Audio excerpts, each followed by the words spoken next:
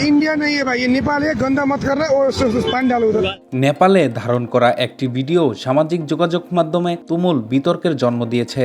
এক স্থানীয় ব্যক্তি একদল ভারতীয় পর্যটকের মুখোমুখি হন, কারণ তারা চলন্ত গাড়ি থেকে প্রকাশ্য দিবালোকে সড়কে পানের পিক ফেলেছিলেন। এক নেপালি দেখতে পান ভারতীয় পর্যটকেরা একটি চলন্ত গাড়ি থেকে পানের পিক ফেলে রাস্তা নোংরা করছেন।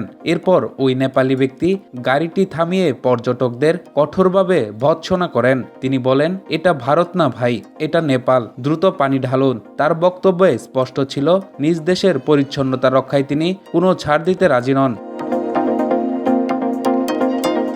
ভারতীয় পর্যটকেরা এই অবস্থায় বিব্রত হয়ে পড়েন। তারা বারবার ক্ষমা চান এবং পরে তাদের রাস্তার পানের পিকে সৃষ্ট দাগ পরিষ্কারে বাধ্য করা হয়। তারা পানি ঢেলে সেই ময়লা পরিষ্কার করেন।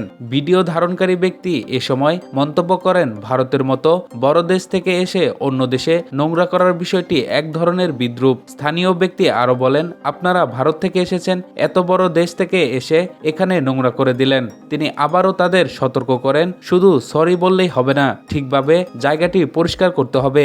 ভিডিওটি ইতিমধ্যে কোটি ভিউ অর্জন করেছে। এরপর সামাজিক মাধ্যমে জনসম্মুখে আচরণ নিয়ে বড় ধরনের আলোচনা শুরু হয়েছে।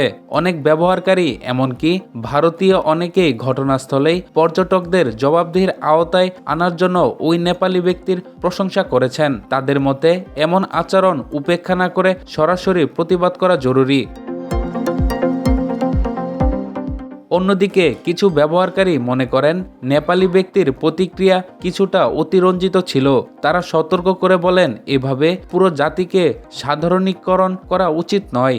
এক ব্যবহারকারী লিখেন, নেপালের মানুষ যখন আমাদের দেশে আসে, এখানে কাজ করে থাকে, আমরা তো আপনাদের দেশকে অসম্মান করি না। হ্যাঁ, তারা ভুল করেছে, কিন্তু তারা তো ক্ষমা চেয়েছে।